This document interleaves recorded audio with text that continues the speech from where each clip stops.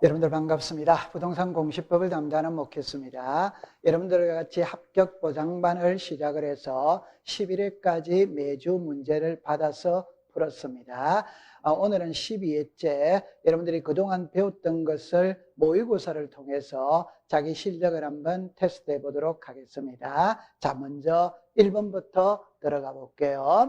1번에 가면은 지적 청량의 대상이 아닌 것 이렇게 나와 있죠. 1번에 보니까 경계점을 지상에 복은 요리 났죠. 요게 경계 복은 청량이죠. O죠, 그죠? 두 번째, 지적 청량 성과를 검사, 이게 검사 청량이죠. O죠, 그죠? 세 번째 보면은 지적 기준점을 정하는 경우 이게 기초 청량이죠. O가 되는 겁니다. 4번에 보니까 지적 공부에 등록된 지번을 변경 X죠, 그죠? 여러분들이 지번이 변했다고 해서 경계 면적은 변하지 않죠. 따라서 지번 변경은 청량 대상이 아닌 겁니다. 그럼 5번에 보니까 등록사항을 정정, 요게 등록상 정정 청량이 되는 겁니다. 그래서 1번의 정답은 4번이 되겠네요. 그럼 여러분들이 공부를 하실 때 이 청량의 대상을 갖고 시험 문제를 낼 때 여기서는 크게 네 가지를 갖고 공부를 하세요. 하나는 법에서 규정한 청량의 대상은 13가지입니다. 이걸 여러분들이 암기하고 있어야 돼요. 그 다음에 청량을 안 하는 게 있죠. 그게 소재, 지번, 지목, 합병, 청량을 하지 않습니다. 그 다음에 이제 여기서 알아야 될 게, 여러분들 보세요. 12번과 13번 있죠. 이게 경계 복원 청량과 지적 현황 청량이죠. 이 두 개는 검사를 받지 않는다. 그래서 검사를 받지 않는 게 12번과 13번이죠. 그 다음에 10번과 11번 있죠. 요거는 지적 청량 수행자에게 의뢰할 수 없는 것. 자, 우리가 청량을 의뢰할 때는 지적 청량 수행자에게 의뢰를 하죠. 그런데 지적 청량 수행자에게 의뢰할 수 없는 두 개가 있죠. 그게 검사 청량과 지적 제조사 청량이죠. 그 다음에 요 8번과 9번은 있잖아요. 경계점 자배등록부를 비치하는 지역. 모든 토지에는 대장과 도면을 갖고 있어요. 그러나 경계점 자배등록부는 특수지역에 있죠. 그 지역이 어디냐? 축적 변경과 도시개발 사업의 시행으로 인해 지적 확정 청량을 실시하는 지역입니다. 이렇게 정리를 해두시면 됩니다. 자, 그 다음에 2번을 풀어볼게요. 지적 청량에 대한 설명으로 틀린 것은 일어났죠. 1번에 보니까 지적 삼각 보조점 성과는 지적 소관청에게 신청한다. O죠, 그죠? 자, 두 번째, 토지 소유자가 지적 청량을 할 필요가 있는 때는 지적 청량 수행자에게 의뢰한다. O죠, 그죠? 세 번째, 지적 청량 수행자가 지적 청량 의뢰를 받은 때는 지적 청량 수행 계획서를 다음 날까지 지적 소관청에 제출한다. O가 되죠. 자, 그럼 네 번째 볼게요. 지적 청량 적부 재심사 청구를 회부받은 중앙지력에는 그 심사를 청구를 회부받은 날로부터 60일 이내에 심의하기를 한다. O가 되죠, 그죠? 자, 5번에 보면은 지적 청량 수행자가 경계 복원 청량을 하였으며 청량 성과에 대한 검사를 받아야 된다. X죠, 그죠? 여러분들, 청량은 지적 청량 수행자가 하죠. 했던 걸 그대로 등록하느냐, 검사받고 등록을 하냐, 검사를 받고 등록을 해. 그러나 검사를 받지 않아도 되는 두 가지가 있죠. 그게 경계 복원 청량과 지적 현황 청량입니다. 그럼 여기서는 경계 복원 청량은 검사를 받아야 한다. 이게 X가 되는 거예요. 그럼 정답은 5번이 되겠습니다. 여러분들, 자, 요거는 이제 지적 기준점이죠. 31회 때 출제를 했죠. 그죠? 출제를 할 때는 이 부분을 갖고 출제를 합니다. 그럼 처음에, 자, 지적 삼각점, 지적 삼각 벌어점, 지적 도근점 이렇게 분류가 나오면은 이 두 개 있죠. 삼각 벌어점과 지적 도근점은 처음부터 끝까지 답은 지적 소관청이에요. 그러니까 공부하기가 수월하죠. 그죠? 그런데 지적 삼각점에서 차이가 난다. 그러면 지적 삼각점은 성과 관리는 시로리사가 합니다. 열람 발급은 시로리사도 되고 지적 소관청도 되어요. 여러분들 열람 발급은 다양해야 좋죠. 그러니까 시로리사도 되고 지적 소관청도 돼요. 요거는 31회 때 기출문제죠. 자, 청량의 절차를 본다면은 여러분들이 여기서 딱 정리를 할 때 지적 청량 수행자에게 의뢰할 수 없는 청량 2개, 요거를 암기하면 됩니다. 그 다음에 청량 기간, 이거는 중요하죠. 그죠? 그럴 때 우리가 청량 기간은 5일이죠. 그죠? 검사 기간은 4일. 이거는 법으로 정해놓은 거예요. 그런데 지적 청량 의뢰인과 지적 청량 수행자가 합의를 해서 별도 기간을 정했다면 그 기간을 존중해 주죠. 이때 합의한 기간의 4분의 3은 청량기간, 4분의 1은 검사기간이죠. 마지막에 지적기준점 있죠. 요거는 지적기준점은 국가가 이미 전국 방방곡곡에 수천 개, 수만 개를 설치했는데 설치된 기준점이 부족하다면 설치해 가면서 청량을 하죠. 이때 1개에서부터 15개 미만은 4일을 더 주죠. 4일을. 15개를 초과할 때는 초과하는 4점, 4점의 하루를 더 주는 거죠. 그죠? 그러면 예를 들어서 만약에 그림으로 여러분들이 그려본다면 이렇게 공부를 해두시면 됩니다. 자, 보세요. 청량 기간은 5일이잖아요. 검사 기간은 4일이잖아요. 그런데 기준점을 설치하면서 청량할 때 15개 미만까지는 4일을 더 주는 거예요. 그러면 15개를 초과했을 때는, 초과했다는 말은 16개 할 수도 있고 17개, 18개, 19개 할 수 있죠. 그럼 이게 1개, 2개, 3개, 4개, 요게 4점이죠. 그죠? 4점. 여기에 하루씩을 더 준다. 요래 생각하면 됩니다. 그럼 여기서 키는 있잖아요. 요 합의가 키가 되는 겁니다. 마지막에 청량은 지적 청량 수행자가 했는데 그걸 그대로 등록하느냐, 검사받고 등록을 하느냐, 검사를 받아야 돼. 그런데 검사를 받지 않아도 되는 2가지가 있죠. 경계 보건 청량과 지적 현황 청량입니다. 이렇게 정리를 해두면 됩니다. 자, 그 다음에 이제 3번에 볼게요. 틀린 것은 이래 놨죠. 1번에 보니까 국토교통부 장관은 모든 토지를 등록하여야 한다. 5조. 자, 2번째, 지적공부에 등록하는 경계좌표는 토지에 이동이 있는데 토지 소유자의 신청을 받아 국토교통부 장관이 결정한다. 이게 X네요. 그죠? 결정은 지적소관청이 결정을 하죠. 등록은 국토교통부 장관이 하는 겁니다. 등록된 토지의 표시가 변하는 게 토지 이동이고, 토지 이동이 있다면 바로 잡아달라고 신청은 소유자가 하는 거죠. 어디다가 하느냐? 지적소관청. 그러면 해주고 안 해주고의 결정권은 지적소관청이 가지고 있죠. 국토교통부 장관이 갖는 게 아니에요. 그러면 2번이 정답이 되겠네요. 3번에 보면은 지적소관청은 토지의 이동 현황을 조사 청량하기 위해서는 토지 이동 현황 조사 계획을 수립한다. 5조. 여기서 조심할 때 토지 이동입니다.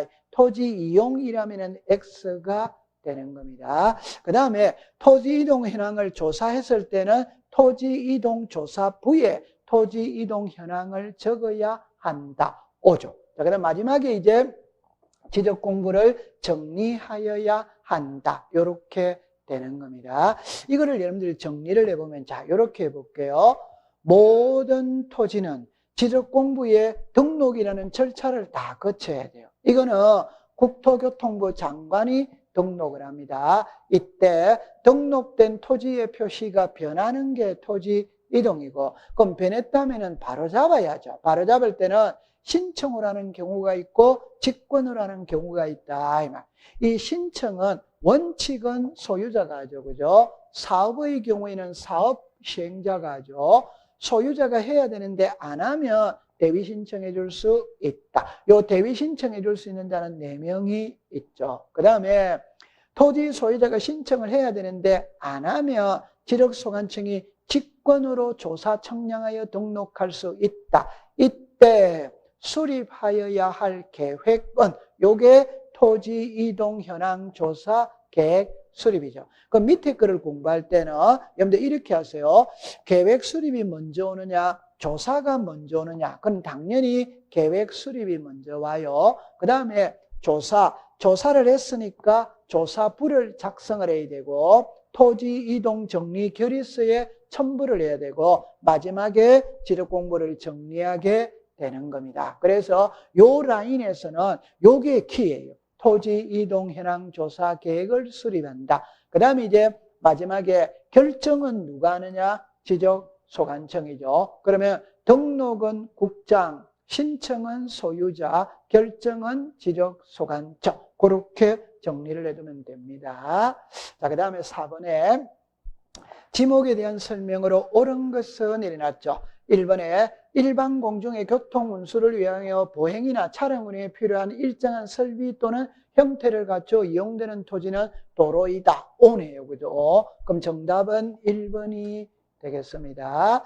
2번에 보면은 학교의 교사와 이에 접속된 체육장 등 부속 시설물의 부지는 체육용지, 이게 X죠. 학교 안에 있으면 전부 다 학교 용지가 되는 겁니다. 체육용지는 X. 세 번째, 일반 공중의 위락, 휴양 등에 적합한 시설을 종합적으로 갖춘 수영장, 경마장, 야영장. 여기서 여러분들은 일반 공중의 위락, 휴양 등에 적합한 시설을 종합적으로 갖춘 이 말 있죠. 이게 놀이기구입니다. 이 놀이기구가 있다면 공원이 아니죠. 유원지가 되죠. 그죠? 유원지.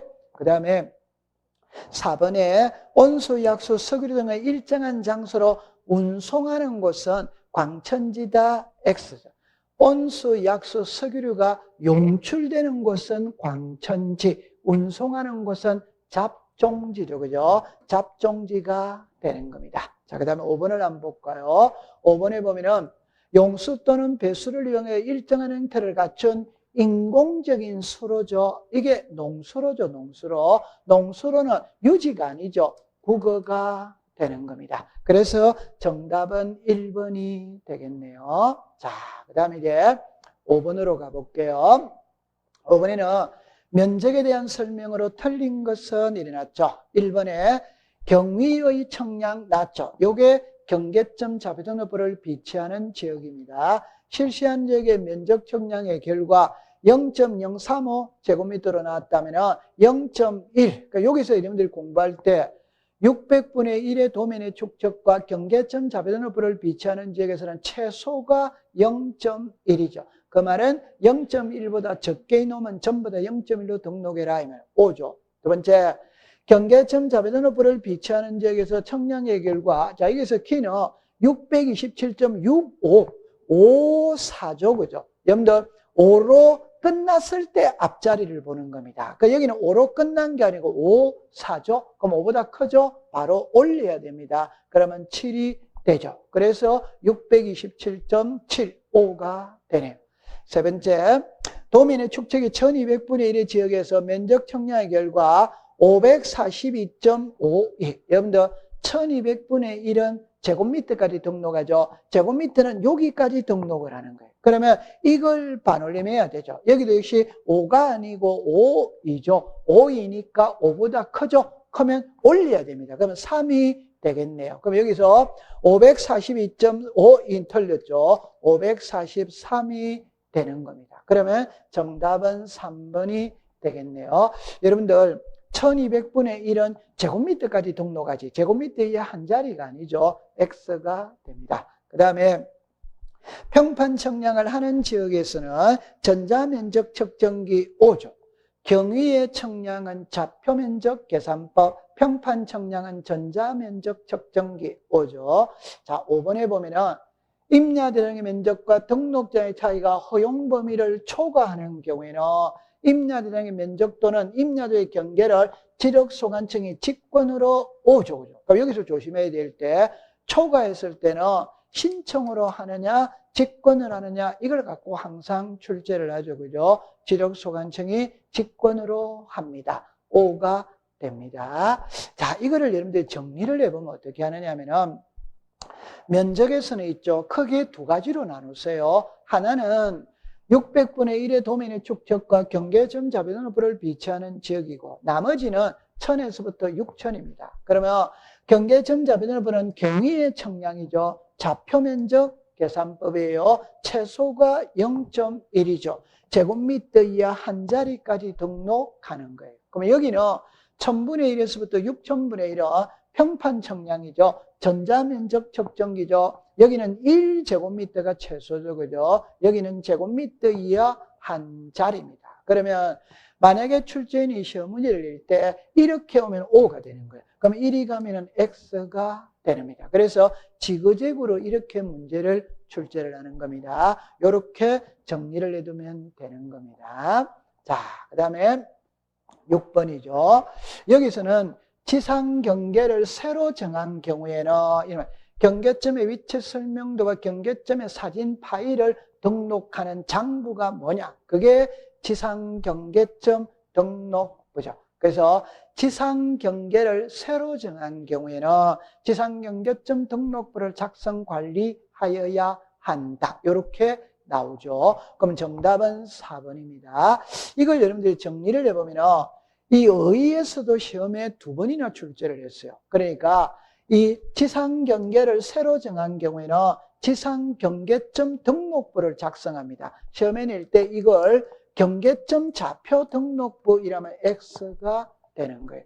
두 번째는 지상 경계점 등록부에 등록되는 사항이에요. 그러니까 여기서 자, 소재, 지번, 지목 이래 나오죠. 그럼 요거는 우리가 기본으로 알 수 있죠. 모든 장부의 소재 지번은 등록하잖아요. 그러니까 여기서 지목이 플러스가 되어 있어요. 그 다음에 경계점의 좌표, 경계점의 위치 설명도, 경계점에 대한 사진 파일, 경계점 표지의 종류, 경계점의 위치.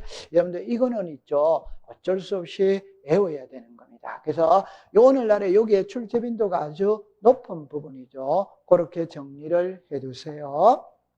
자, 7번입니다. 토지대장에 등록되는 사항이 아닌 것 일어났죠. 여러분들 토지대장이죠. 면적이죠. O죠. 그죠? 건축물 구조물의 위치 이거는 X죠. 그죠? 위치는 도면이죠. 그래서 삼각점 지적 기준점의 위치, 건축물 구조물의 위치 이거는 도면에 등록하는 겁니다.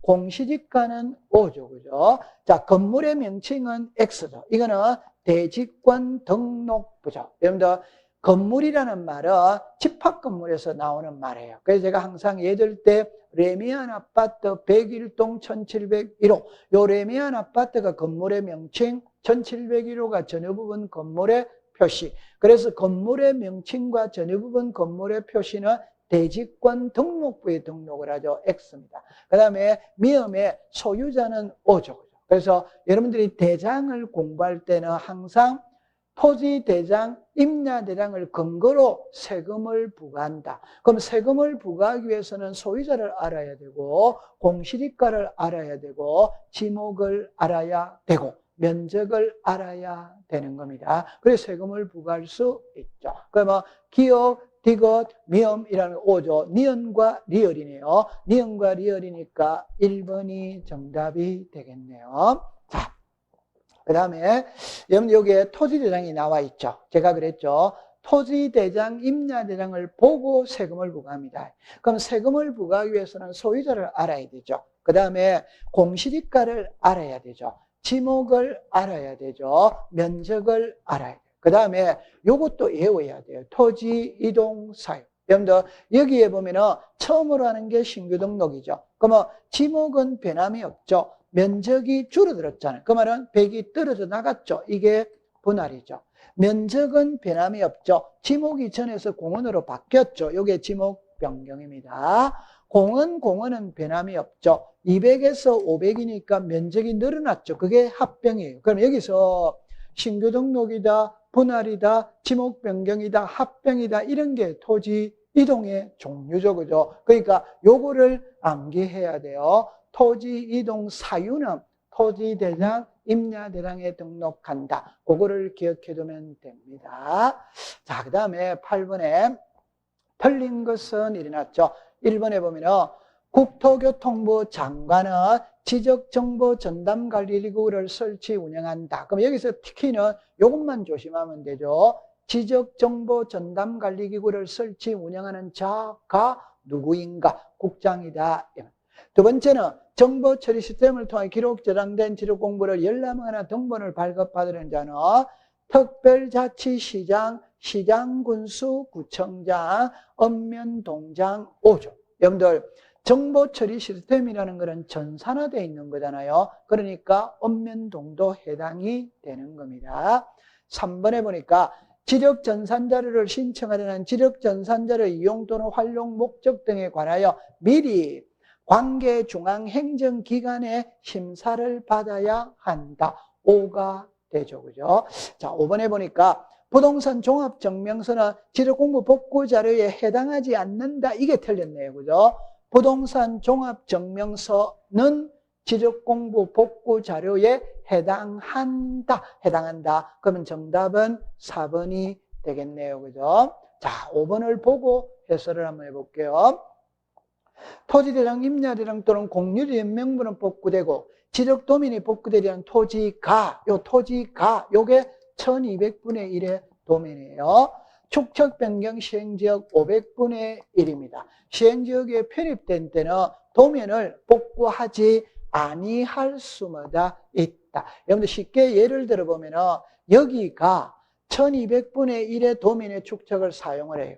그런데 강남구청에 컴퓨터 바이러스를 먹어서 대량 도면이 전부 다 날아가 버렸어. 그럼 새로 만들어야 돼요. 그 새로 만드는 게 지적공부 복구고, 복구를 하면 복구 기간이 있죠. 그럼 복구 기간이 1월 1일부터 12월 31일인데 도중에 요것만 치면 축척 변경을 시행하게 되었다. 아니면 도시개발 사업을 시행하게 됐다. 그러면은 500분의 1의 도면의 축척을 사용하는 거예요. 그러니까 요 지역은 조금 있으면 500분의 1의 도면의 축척으로 바뀔 테니까 1200분의 1의 도면으로 복구하지 마라. 손대지 말고 가만히 놔둬라. 요게 복구하지 아니할 수 있다. 이렇게 되는 거예요.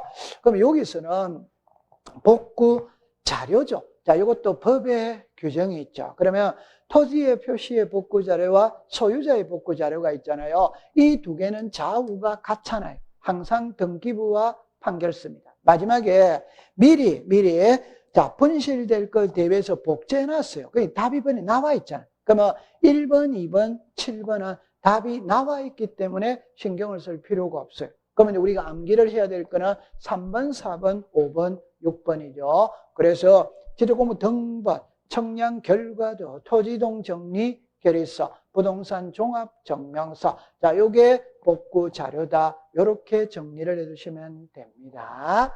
자, 그 다음에 이제 9번으로 가볼게요.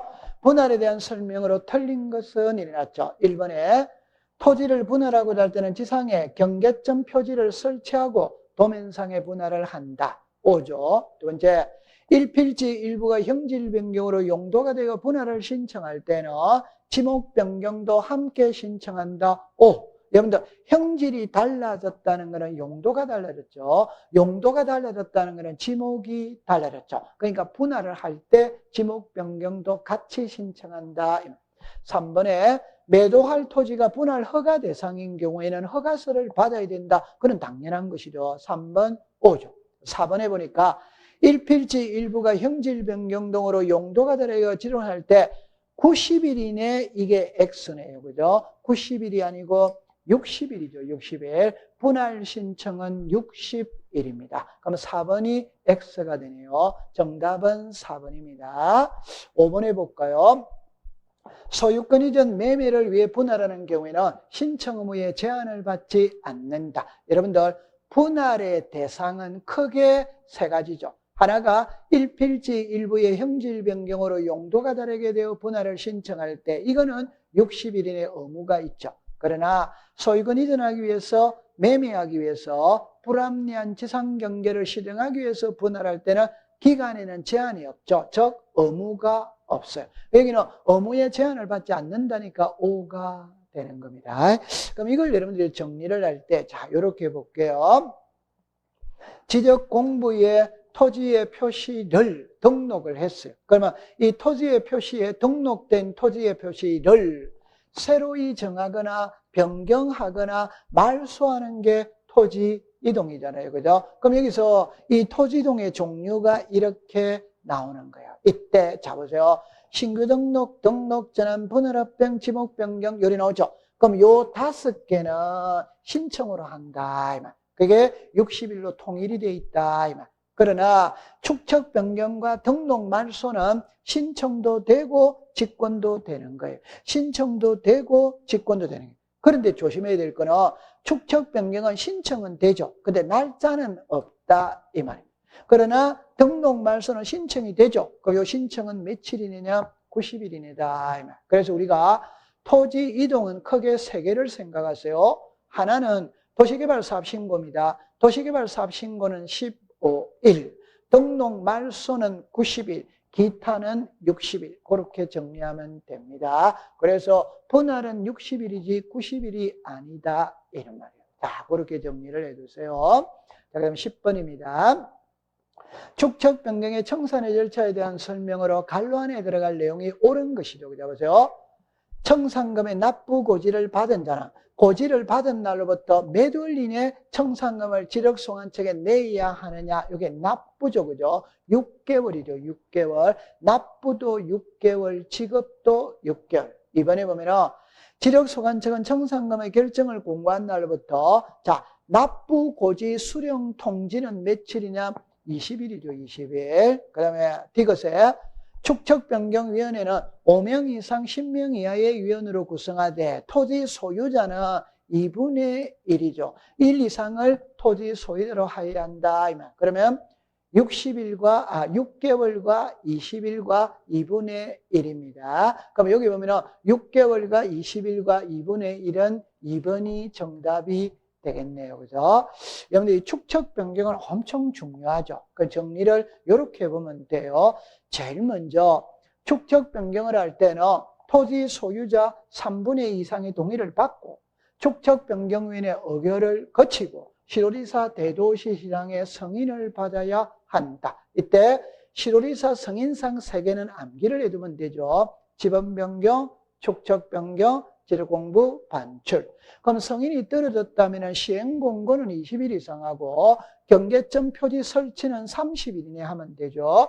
자, 청량을 하고 지번별 조서를 작성하고 면적에 정감이 있다면 청산을 하게 됩니다. 청산금을 산정을 했다면 청산금 공고는 15일 이상 하고 납부고지 수령통지는 20일 이내 하고 납부고지 수령통지를 받았다면 받은 날로부터 1개월 이내 지적소관청에 이의신청을 하면 되죠. 그 다음에 납부는 6개월, 지급도 6개월이죠. 그러면 납부 지급이 완료되면 확정공고를 하고 이 확정공고 때 토지이동이 일어난 걸로 본다. 그럼 올해 시험에 31회 때 납부 지급이 완료되었을 때 확정 공고를 한다. 이게 시험 문제 나왔었어요. 그러면 지력공부 정리하고 등기 촉탁하고 토지 소유자에게 통지를 하면 끝이 나는 겁니다. 그렇게 정리하면 됩니다. 자, 그 다음에 11번에 직권으로 등록사항을 정정하는 대상이 아닌 것 일어났죠. 1번에 지력공부의 작성, 재작성 당시 잘못 정리된 경우 5조. 두 번째, 지력청량적부심사 청구에 따른 지적위원회 의결이 있다. 지적위원회 의결의 결과에 따라서 정정을 하는 것은 직권을 할 수 있죠. 그 다음에 3번에 토지 이용 계획서의 내용과 다르게 이거는 법에 규정이 없죠. 그럼 정답은 3번이 되겠네요. 4번에 보면은 잘못 입력된 경우 5조. 그 다음에 토지 합필 제한에 위반한 등기 신청 각하에 따른 등기간의 통지가 있다. 5가 되는 겁니다. 여러분들 이거는 우리 법에 있잖아요. 직권으로 등록사항을 정정할 수 있는 걸 9개를 명시를 해놨어요. 제가 마지막 거는 벌이라고 그랬죠. 우리가 일반적으로 공부하는 건 8개예요. 이게 물을 때는 다음 중 직권으로 등록사항을 정정할 수 있는 것, 없는 것 이래 물어요. 법에 규정해 놓은 건 이거다. 그래서 1번에 토지 이동 정리기일서의 내용과 다르게 정리된 경우, 지적 청량 성과와 다르게 정리된 경우, 면적의 정감 없이, 여기서 조심할 때 면적의 정감어로 이러면 X입니다. 경계 면적이 변하면 이해관계는 있기 때문에 직권으로 안 되죠. 그 다음에 면적 환산이 잘못된 경우, 작성, 재작성 당시 잘못 정리된 경우, 잘못 입력된 경우, 지적위원회의 의결이 있거나 등기관의 통지가 있는 경우. 요거는 법의 명문으로 정해져 있어요. 요거를 암기해 두시면 됩니다. 자, 그 다음에 12번이네요.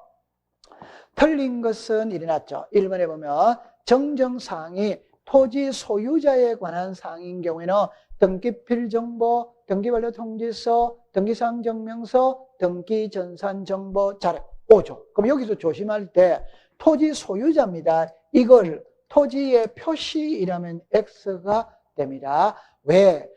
우리가 등기는 소유자에 관한 사항은 등기가 우선이지 토지의 표시는 등기가 우선이 아니죠. 그죠? 두 번째, 미등기 토지의 소유자의 성명, 주소, 주민등록번호가 잘못됐다면 가족관계 기록사항에 관한 증명서, 우리말로 말하면 호적이죠. 그죠?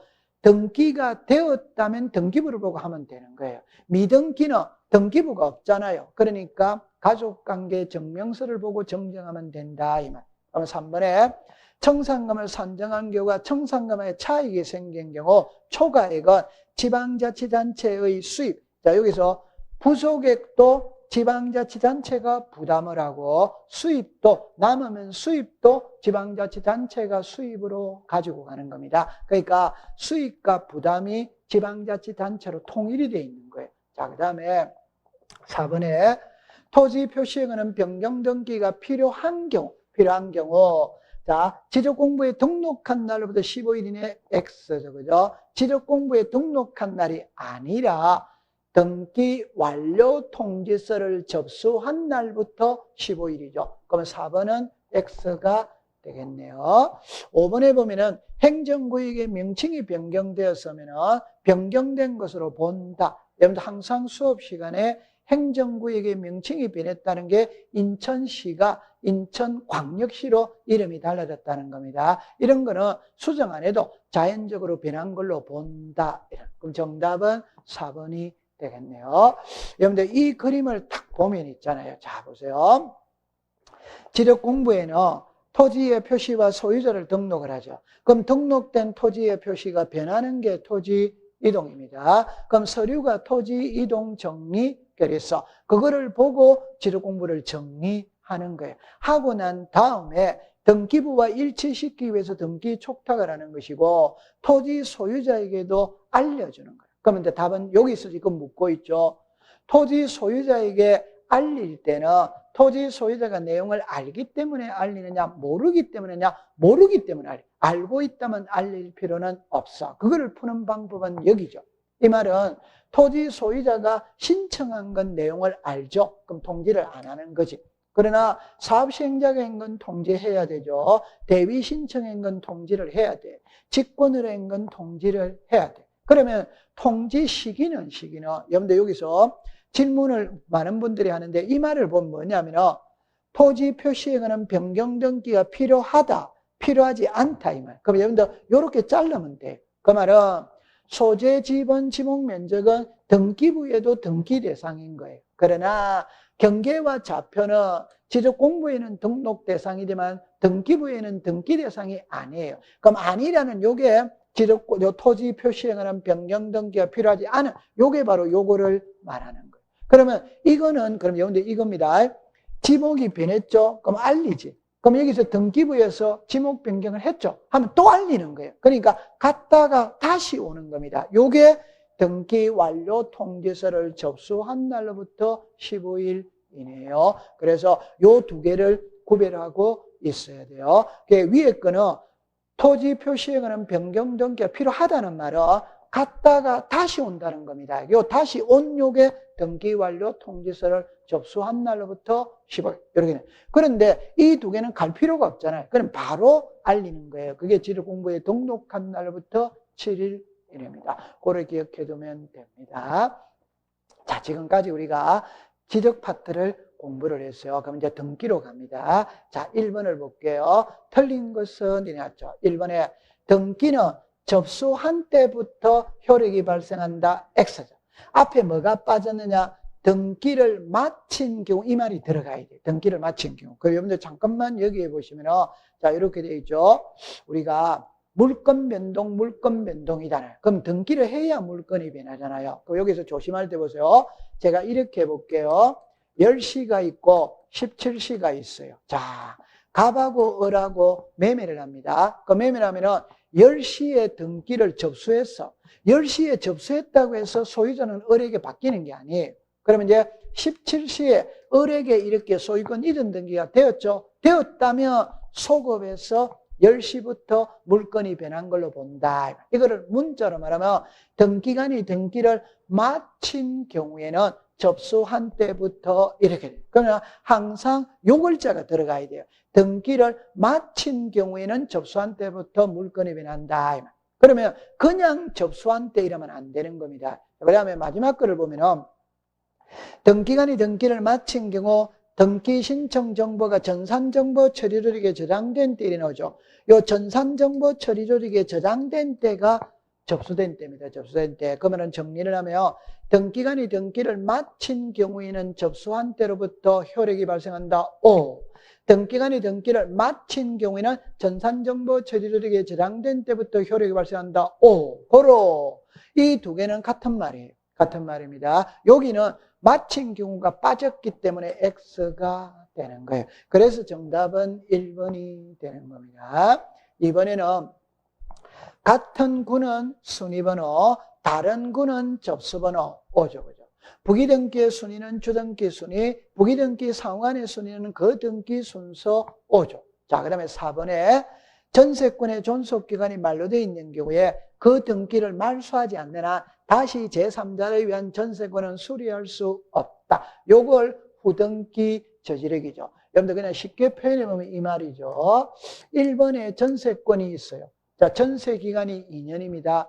2년의 전세기간이 끝났어. 끝났다면은 전세권은 소멸했죠. 소멸인데 말소는 하지 않은 거예요. 그럼 말소는 하지 않았는데 제3자에게 다시 전세를 주려면 2번에서 1번을 말소하고 3번에 이렇게 전세를 주면 된다. 이 말. 그런데 이 전세 기간이 끝났죠. 그냥 이래 전세는 줄 수 없지. 왜? 전세와 전세는 양립이 안 되잖아요. 그러니까 말소하고 줘야 됩니다. 말소하지 않고는 전세권 설정 등기를 수리 신청할 수 없다. 그러면 됩니다. 그 다음에 5번에 권리 변동의 당사자 사이에도 추정력이 뭐다? 있다. 그래서 우리가 이 추정력은 갑골구에 있죠. 종국 등기에 있죠. 비담보 채권에 있죠. 전 소유자에게 있죠. 권리 변동의 당사자 사이에도 있다. 그래 기억해두면 되겠죠. 자, 그러면은 이렇게 봅니다. 자, 14번으로 갑니다. 등기 신청의 적격자인 경우로만 묶은 것은 일어났죠. 김해시 장유동 X죠. 여러분들 읍면 동리는 지방자치단체가 아니기 때문에 X. 두 번째 민법상 조합 X죠. 그죠? 민법상 조합은 조합원 전원 명의로 등기를 하는 거지. 조합 명의로 등기는 X죠. 특별법의 농협협동, 이거는 법인입니다. 법인은 당연히 등기할 수 있다. 이래 되죠. 학교는 X죠. 그죠? 여러분들 국립학교는 국가명의, 공립학교는 지방자치단체 명의, 사립학교는 재단 명의로 등기하죠. 학교는 X입니다. 사천목시 종친에는 O죠. 종중 이름으로 등기할 수 있다. 그러면은 디귿과 미음이 O가 되겠네요. 그럼 정답은 3번이 되겠습니다. 요거는 우리가 잘 알죠. 그죠? 그래서 등기 신청의 적격이 부정, 태아 X, 학교 X, 읍면동리 X, 민법상 조합 X. 이렇게 기억해두면 됩니다. 자, 그 다음에 이제 15번입니다. 신청 정보의 내용이 아닌 것은 일어났죠. 여러분들 신청 정보가 있다면 첨부 정보가 있는 거예요. 그럼 여기서는 자, 등기 목적은 O죠. 부동산 표시도 O죠. 관할 등기소 표시도 O예요. 대리인의 성명 주소도 O입니다. 그런데 임야 대장이죠. 이거는 신청 정보가 아니고 첨부 정보예요. 자, 그러면 여러분들 이거를 볼게요.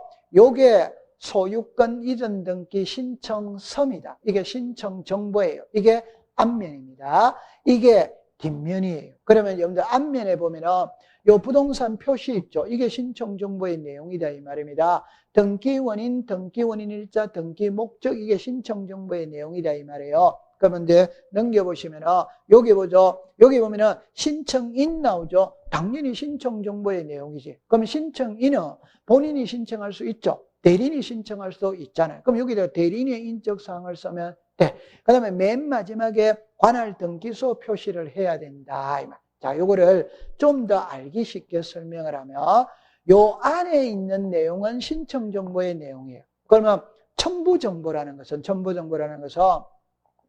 갑하고 을하고 매매를 하면 소유권 이전 등기를 신청합니다. 그럼 신청하면 신청서를 제출했죠. 그럼 등기관이 신청서를 받았지. 받았다면 검토를 하죠. 그러면 제일 먼저 사고 팔고자는 부동산이 나오죠. 그럼 이 부동산 표시를 증명할 수 있는 서류를 첨부해야 돼요. 이게 대장이다.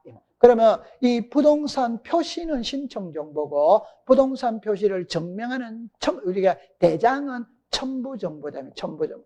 그 다음에 여기 보면은 매매가 나와 있죠. 이게 등기 원인이잖아요. 그럼 요거는 신청 정보다. 그러면 매매를 증명할 수 있는 서류가 있죠. 이게 매매 계약서잖아요. 이 매매 계약서를 등기 원인 정보라고 이야기. 요거는 첨부 정보다. 그 다음에 밑에 보면은 주소를 썼죠. 그럼 주소를 썼다면 요 내용은 신청 정보의 내용이에요. 그러면 이 주소가 진짜인지 가짜인지 증명하기 위해서 주민등록 등본을 제출해야 돼. 그게 주소를 증명하는 정보입니다. 그러면 주소를 증명하는 정보는 첨부 정보가 된다. 그런 말이에요. 그래서 요 앞에 보면 있잖아요. 등기 목적, 부동산 표시, 관할 등기소 표시, 대리인의 성명 저런 거는 전부 다 신청 정보의 내용이에요. 임야 대장이나 주소를 증명하는 정보 이런 것들은 첨부 정보가 되는 겁니다. 자, 그 다음에 16번입니다. 옳은 것은 일어났죠. 자, 1번에 보면은 신청 정보와 매매 목록을 영구 보존한다 X죠. 신청 정보는 5년이죠. 매매 목록은 영구 보존이죠. 그죠? 그러면 1번은 X입니다. 두 번째, 신탁 원부는 그 상해 증명도 함께 신청하는 뜻의 표시가 기록되어 있는 경우에 함께 포함하여 발급한다. 5죠. 여러분들 조금 이따가 배우겠지만 자, 이렇게 하세요. 도면이나 신탁 원부나 공동담보 전세 목록이나 매매 목록도 등기부입니다. 등기부니까 누구나 열람 발급이 돼. 그러나 가만히 있으면 발급을 해주는 게 아닙니다. 등기부 등본 발급 받을 때 나는 이 부동산에 신탁 원부도 필요하니까 신탁 원부도 함께 발급해 주세요라고 기재하면 발급을 해준다. 그 말이죠. 그럼 5가 되는 거네요. 그럼 답은 2번입니다. 그럼 3번에 보면은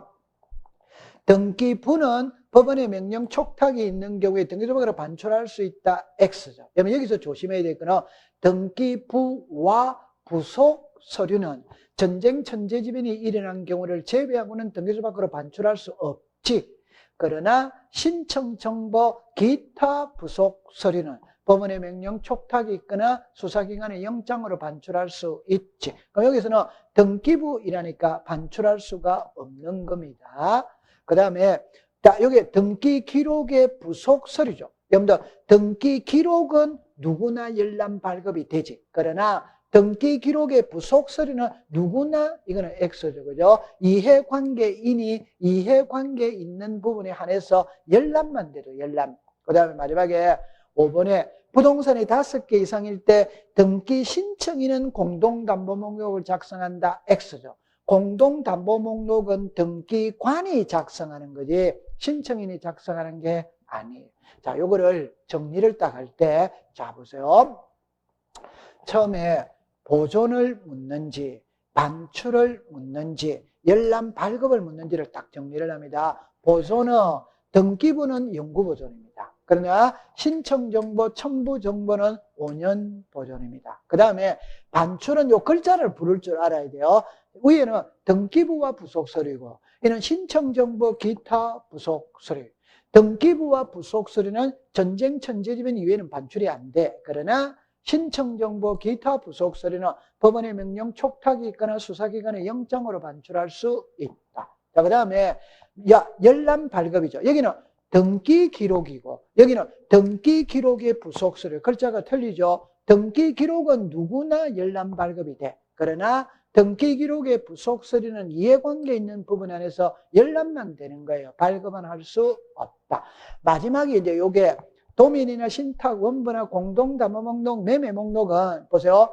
함께 신청하는 뜻의 표시가 있는 경우에 발급을 한다. 이 말. 그래서 요 도면, 신탁, 원부, 공동담보 목록, 매매 목록도 넓은 의미로 등기부가 되는 겁니다. 그렇게 정리를 하시면 돼요. 자, 그럼 17번에 각하사유죠. 그죠? 문제를 보면 각하사유에 해당하지 않는 거니까 등기할 수 있는 거를 골라라 이 소리입니다. 1번에 지분의 소유권 보존은 X죠. 지분만의 보존 등기는 안 되죠. 두 번째, 상속 지분만의 상속 등기는 안 되죠. 그죠? 세 번째, 자, 중요한 거는요.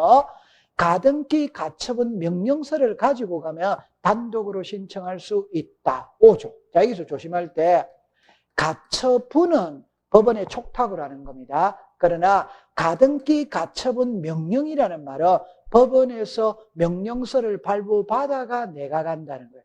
법원에서 발부받은 명령서니까 판결서와 동일한 효력이 있습니다. 그래서 단독 신청할 수 있다. 5가 되네요. 그럼 정답은 3번이 되는 겁니다. 4번에 보면은 하천의 용익권은 X죠. 여러분들 용익은 사용 수익이죠. 하천을 개인에게 사용권을 주면 안 된다고 그랬죠. 그 다음에 토지의 일부의 저당권은 X죠. 저당권은 부동산 전부에 설정하는 거지. 토지의 일부에는 X가 되는 겁니다. 그러면 이거는 여러분들이 이제 자 우리가 부동산 등기법 제29조에는 각하사유가 있죠. 그 각하사유의 2번 사건이 등기할 것이 아닌 경우 그게 등기 대상이 아니다. 자, 요거를 정리를 합니다. 그래서 등기 능력이 없는 물건이거나 권리, 법령의 근거가 없는 특약, 그건 당연히 안 되는 거예요. 자, 여기는 분리처분은 3번이 나온다고 그랬죠. 전유부분과 대리사용권, 저당권과 피담보채권, 요역지 지역권 분리처분할 수 없다. 딱 됐죠. 그 다음에 지분에 되냐 안 되냐 이 말입니다. 지분의 소유권 물어넘기 X, 지분의 용익권은 X. 여러분들 합유 지분은 등기부에 표시를 안 하죠. 그러니까 합유 지분의 이전이라는 걸 있을 수가 없어. 마지막에 상속 지분만의 상속 등기는 X가 됩니다. 아주 중요한 것들이죠. 그 다음에 자 10번하고 11번은 이중이죠. 여러분들 소유권 물어넘기를 이중으로 한다. 그런 게 있을 수 없지. 자, 지상권이 설정된 토지에 다시 지상권한다. 이중의 지상권은 당연히 안 되는 겁니다. 그 다음에 동시죠. 우리가 환매 특약 등기는 소유권 이전과 반드시 같이 들어가야 되죠. 따로 들어가면 등기를 해주지 않아. 그 다음에 자 14번이 중요하죠. 관공서 또는 법원의 촉탁으로 해야 될 걸 신청을 하면 안 되죠. 쉽게 표현해보면 가압류는 내가 등기소를 가면 신청입니다. 그러면 등기소에서는 각하시키는 거예요. 가압류는 내가 법원으로 가면 법원에서 등기소로 가는 게 촉탁이죠. 그러면 받아주는 거죠. 그죠? 그래서 촉탁으로 해야 될 게 신청을 하면 X입니다. 그 다음에 농지의 전세는 당연히 안 되죠. 하천의 용익권은 X. 자, 부동산 일부는 방 한 칸입니다. 방 한 칸의 소유권 이전 저당권 가압류 들어올 수는 없다. 고래 기억해 두면 됩니다.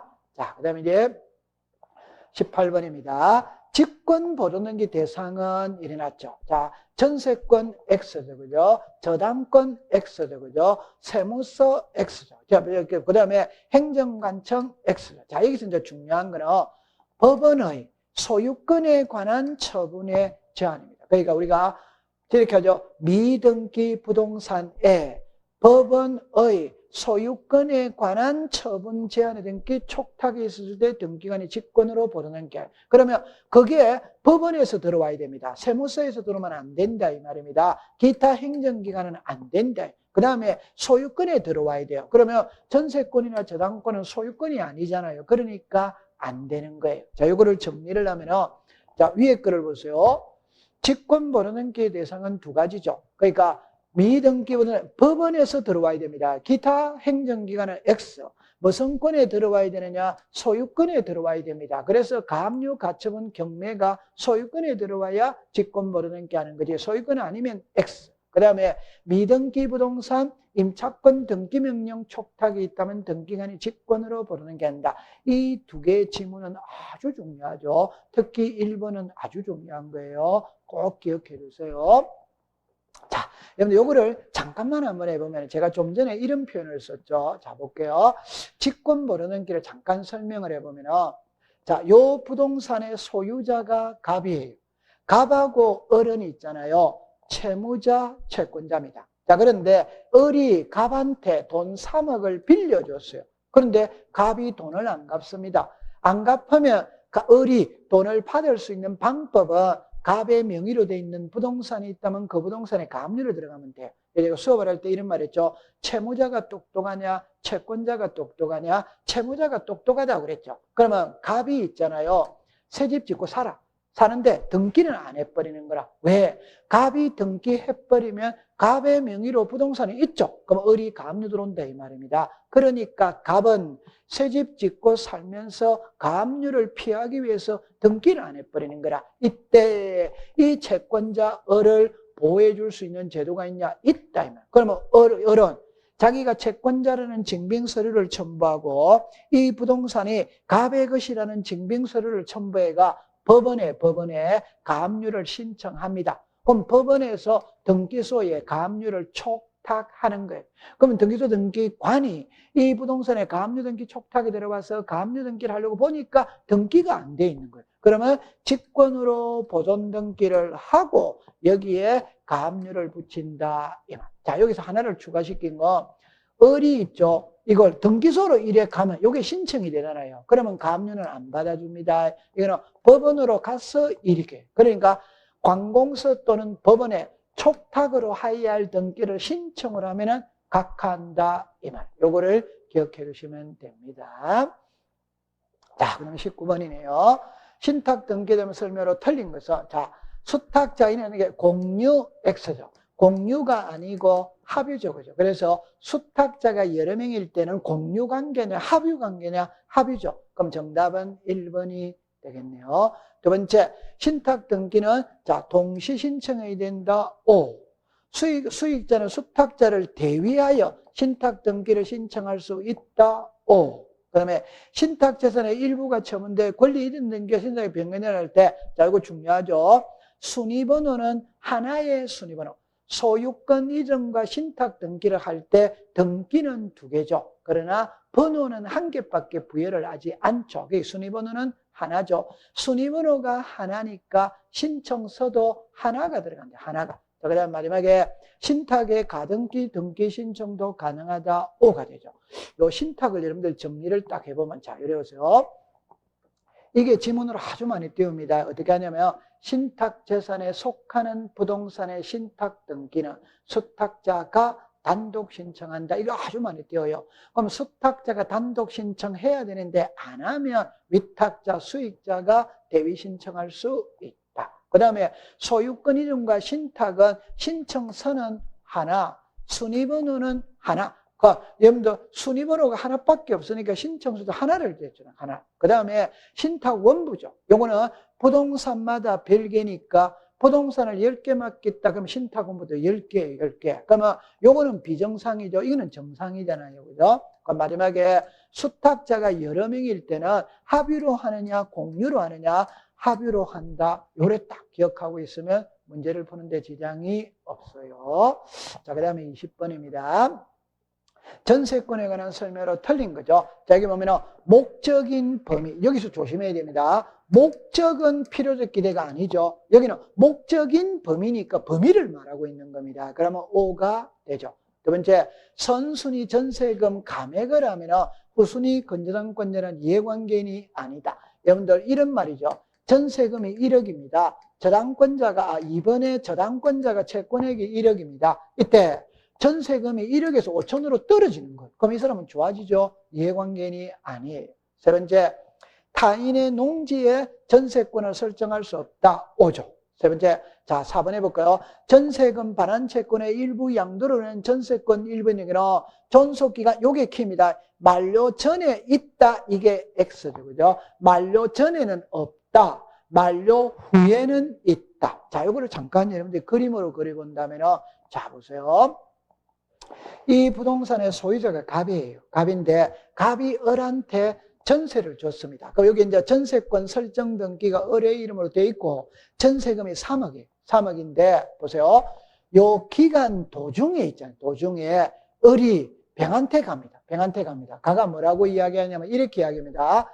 내가 이 집에 전세를 살고 있다. 전세금이 3억인데 12월 31일이 되면 전세기간이 끝난다. 끝나면 3억 돌려받는다. 돌려받으면 돈 갚을게. 1억만 좀 빌려달라. 그래가 이제 을이 1억을 빌린 거예요. 자, 그러면 이제 전세기간 끝났습니다.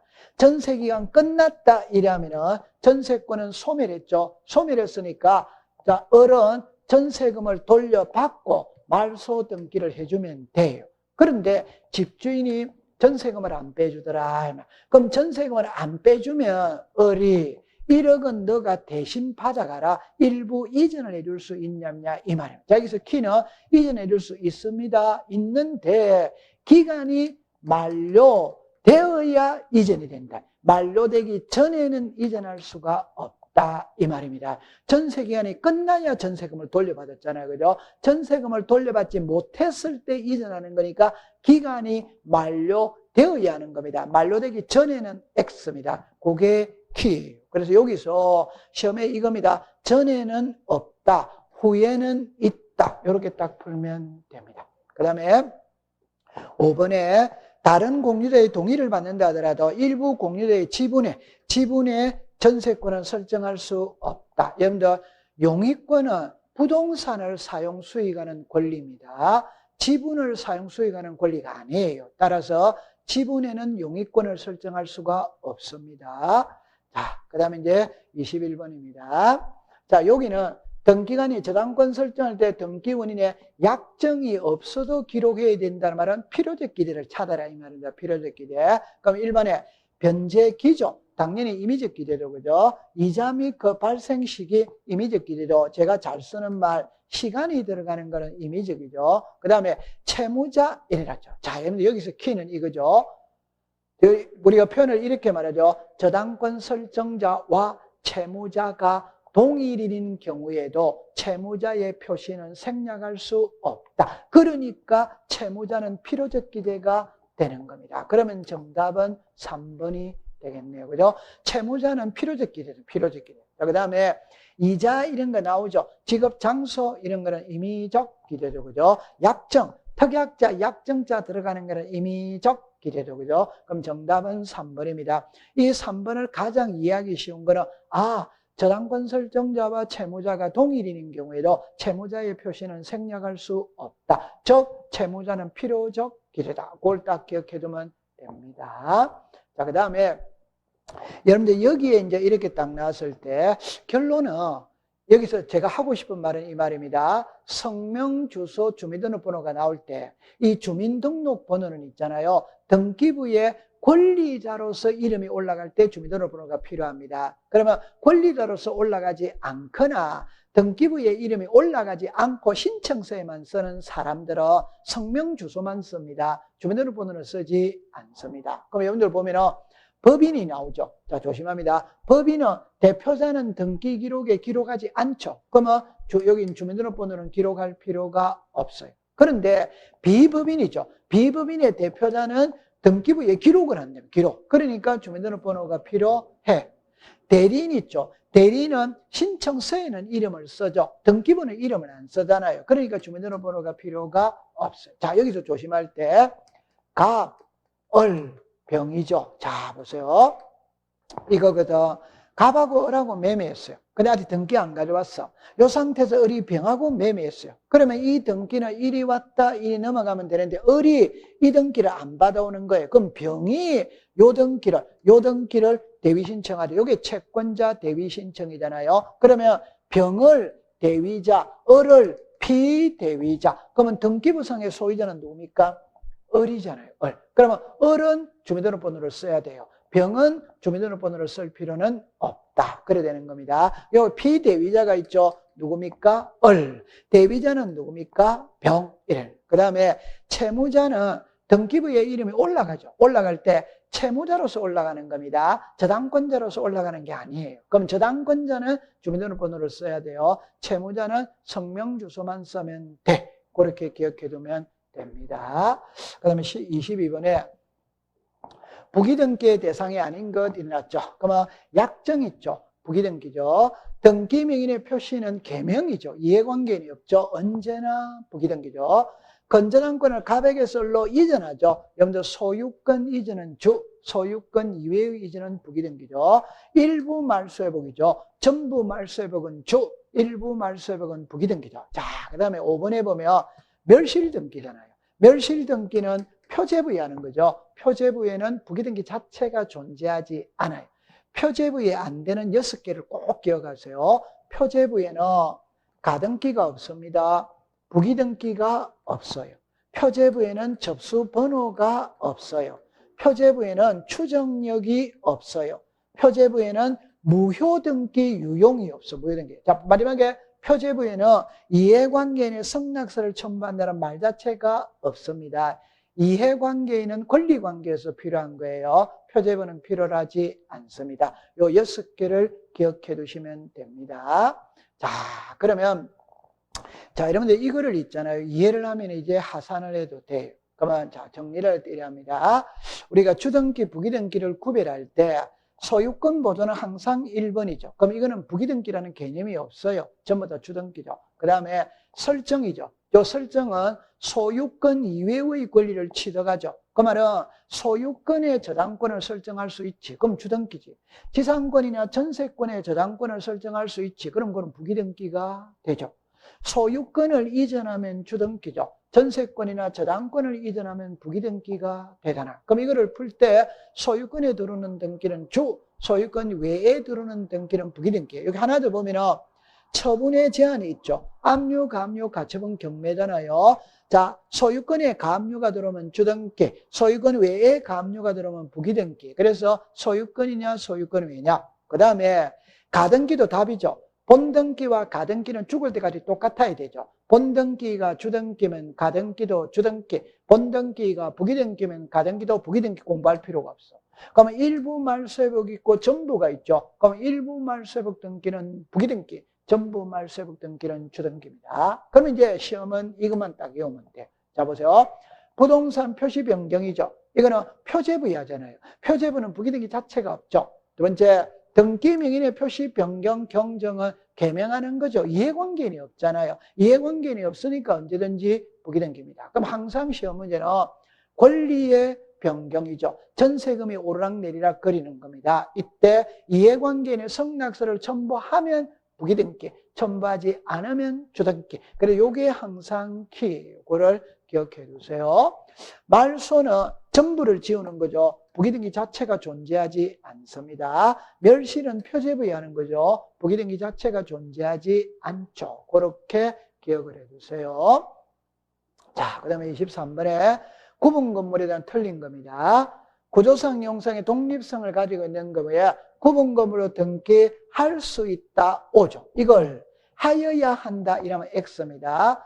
구조상 형상의 독립성을 갖췄다면 구분 건물로 등기해도 되고 하나의 일반 건물로 등기해도 되고 그런 자유입니다. 자유. 그래서 할 수 있다. 그 다음에 대지 사용권 이전 등기와 대리권에 관한 등기는 동시에 해야 된다. 5죠. 그럼 세 번째, 대지권이 소유권인 경우 건물만 저당권 설정할 수 없다. 그래서 토지만, 건물만 저당권 설정할 수 없다. 자, 4번에 등기관이 건물의 등기 기록에 대리권의 등기를 하였을 때 직권으로 대리권의 목적인 토지 등기기로 표제부 X죠. 그죠? 대리권이라는 뜻을 기록한다. 자, 여기서 중요한 거는 여러분들 잠깐만 보면은 이거를 중시해야 돼요.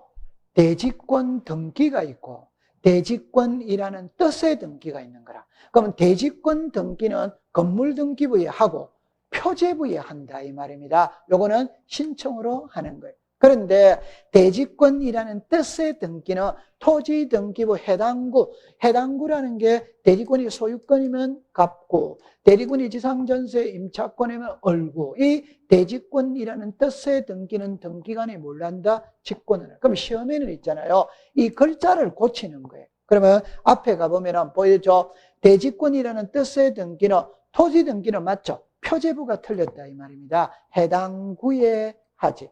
대지사용권이 소유권이면 갑구, 지상전세 임차권이면 을구가 되죠.